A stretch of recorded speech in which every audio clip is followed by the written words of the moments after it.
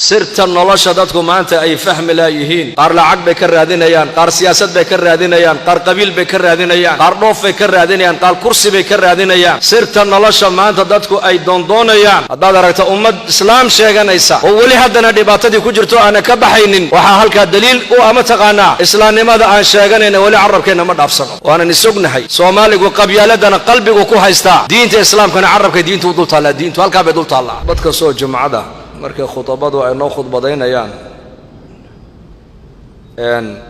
ilaahay taqwadiisa laynagu baraarujiyaa mar walba 256 meelood ayaa ilaahay quraanka uu ku sheegay alla ka cabsiga 256 meelood quraanka ilaahay ku taala ayaa ilaahay uu kaga warramay taqwada alla ka cabsi dardaarankeenu marka waxa weeyaan ee ku dardaarmayna mar walba ee culimaduna nagula dardaarmaan waa ilaahay inaan ka cabsano walaqad wasayna alladhina utul kitaba min qablikum wa iyyakum an ittaqullah wa wasiya ilaahi weeyaan oo rabbaaniya annagoo kaliya maaha waxa laynagula dardaarmay ilaa ummadihii naga horeeyay wixii bani aadan adduunka soo maray waxa ilaahay kula dardaarmayay dadku inay ilaahay abuuray ay gartaan ilaahay ka baqaan kalmadaasi waxa laga yaabaa marar badan inaan maqalno ilaahay ka baqa war ilaahay aan ka cabsano war dadku hadday ilaahay ka cabsadaan maxay helayaan ilaahay ka cabsa macnaheedu waxa weeyaan ilaahay ku abuuray adigoo aan waxba ahayn ku ahaysiiyay ee noloshaad haysatana kugu deeqay ee waxaad haysatana ku siiyay waxa qof walba ka maqan uu tabanayana haya allaha ka baq oo ka cabso oo rajee oo jeclow oo sida ilaahay uu doonayo u noolow alla ka cabsigu waxa weeyaan sidaad adigu aad doonaysid ha u noolaanin waayo adigu noloshan ismaadkeenina waa lagu keenay waxaad haysatana adigu ma lihida waa lagu siiyay cimriga hadday tahay waa layna siiyay arsaaqada hadday tahay waa layna siiyay dhulkan hadday tahay ilaahay baa iska loo nagu dul joojiyay noloshana ilaahay isaga inagu deeqay marka sidaad adigu aad doonaysa ha u dhaqmino ha u soconina sida ilaahay doonayo u dhaqan weeyaan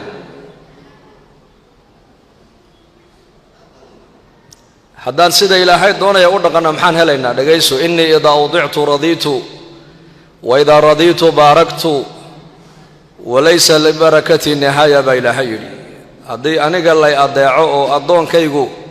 سدا أضون سدا أندون يا إيه لبو إلهي نليه هاي رالي بكن نقول يا أضون كيجا هذا رالي نقول بو إلهي ليه هاي عد أنا جاي رالي جلسينا أنا قلنا نقول شو دوام بركين يا بإلهي عمري قال الله بركين أو عقلي قال الله بركين أو أولاد الله بركين oo dadku waxay haystaan baan noqonay wax qabow oo adduunka dusheeda ay ku raaxaystaan walaysa li barakati nihaya ilaahay wuxuu leeyahay barakadayduna meel ku dhamaata male wada usiitu qadibtu ba ilaahay hadii adoonku aniga ay caasiyo oo adoomahaygu aniga amarkayga iska diidaan oo sidii anu aan ka rabay ay u soconi waayaan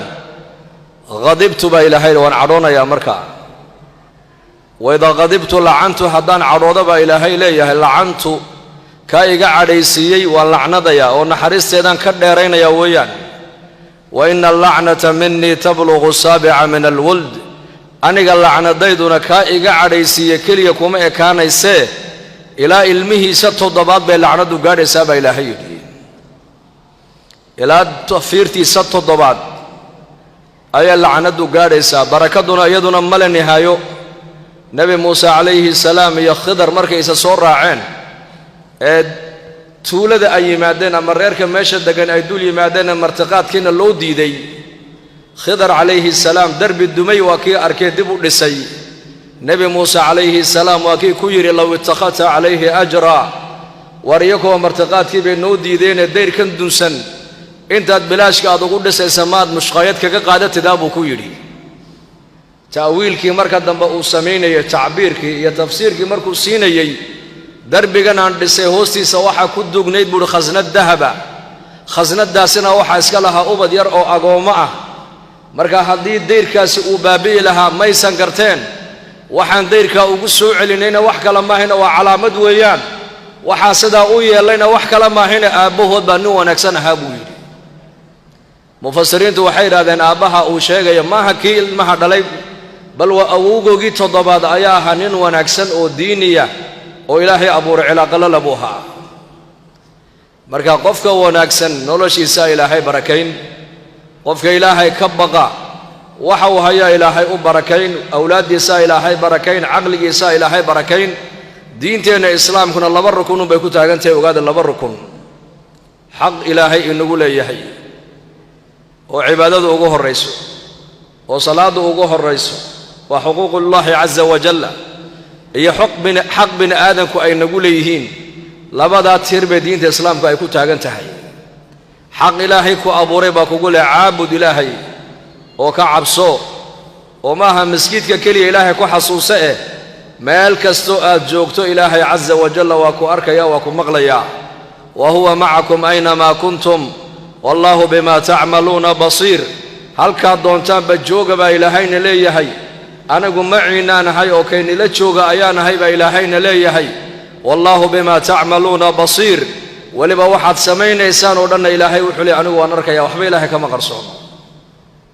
meeshaad joogtid oo dhan ilaahay kaga cabso ittaqi llaaha xayumaa kunta buu nebigu yidhi calayhi salaatu wasalaam halkaa doontaba joogoo ilaahay ku abuuray ka baq xidhiidhkaa markaa hadduu inoo hagaaga bay culimmadu leeyihiin adduunyadana ilaahay isagaa inoo hagaajin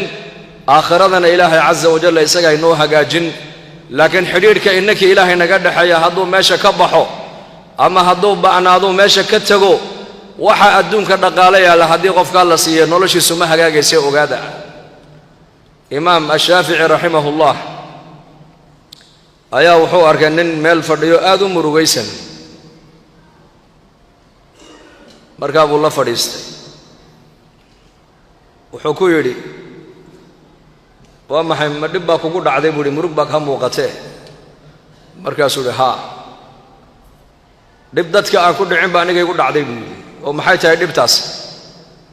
wuxuu yidhi dadkii iyo aniga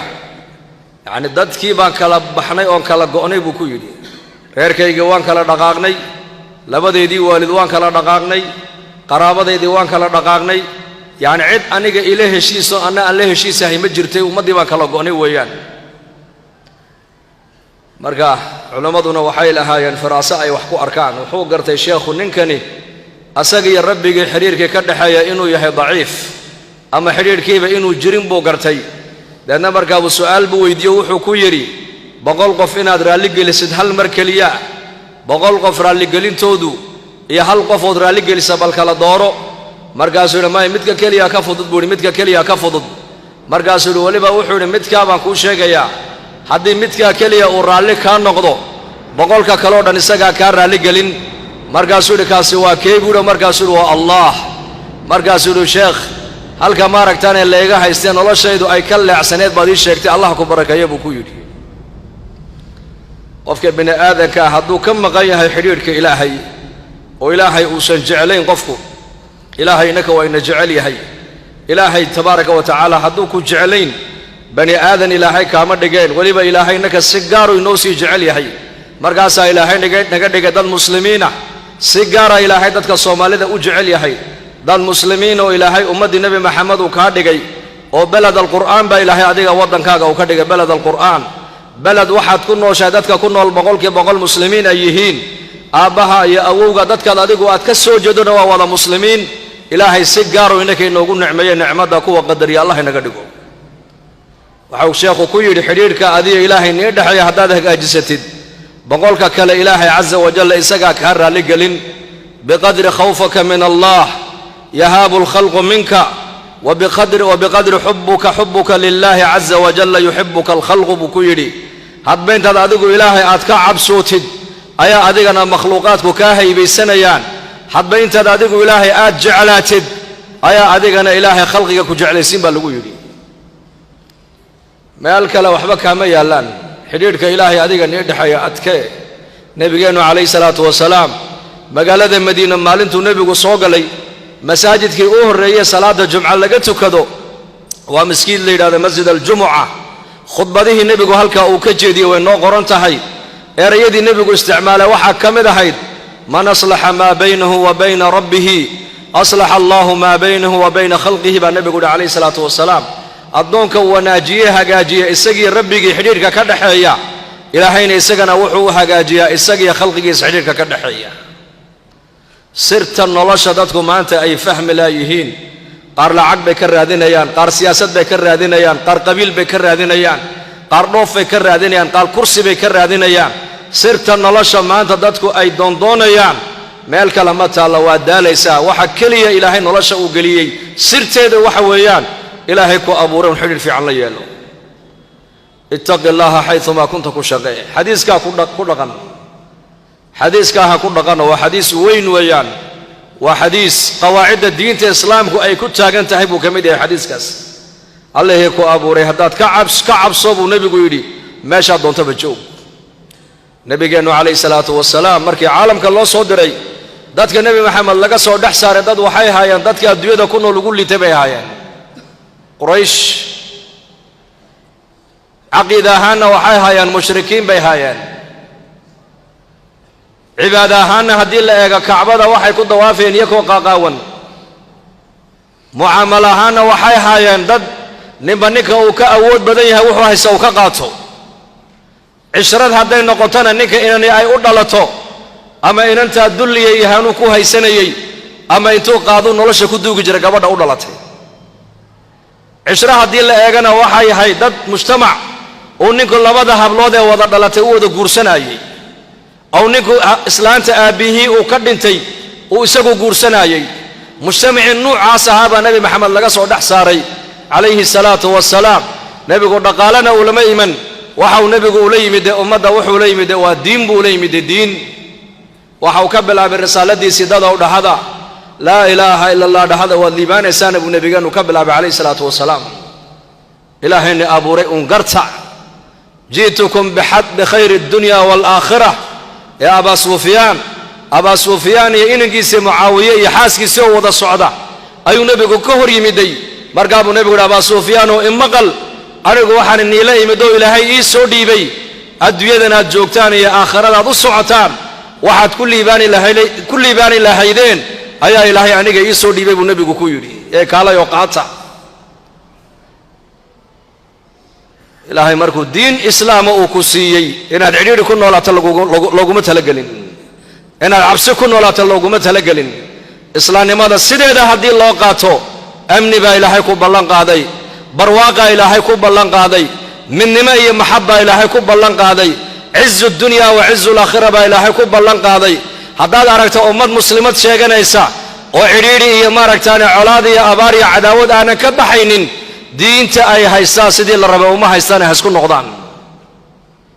سيدي الربا وما هيستو هذا أركت أمة إسلام شيئا إيسا وولي هذا دباتة دي كجرتو أنا كبحين وحالك الدليل وأما تقانا إسلام لماذا أن شيئا إن ولي عرب كينا ما دافسنا وأنا نسوقنا هاي سومالي وقبيالتنا قلبي وكو هيستا دين الإسلام كان عرب كدين تودل طالع دين توالك بدل طالع والمجتمع وحال دونا يا دين تودا قلبك قشدة دين تودا قعنت ميدي كو هيستا وحكلو دنا قعنت كو هيستا ومركي الله بهذا الله يسكدقو نبي محمد عليه الصلاة والسلام داتك داد وقول لي تينتو يمدي أيو كدق ساد وكدق قادة مرقاس أورنجري عبد الله بن عمر بن الخطاب أورنجري كنا رعاة الغنم والإبل فأصبحنا رعاة الأمم بأصحاب أورنجرين أنا كوحانا هين دد حولها الراعة دد قيل الراعة دد أرق الراعة أيانا هين ولكن نبي محمد عليه الصلاة والسلام مركو نوي مدي وحا إلهين نقدقي ددك هقامية إلهين نقدقي بود عبد الله بن عمر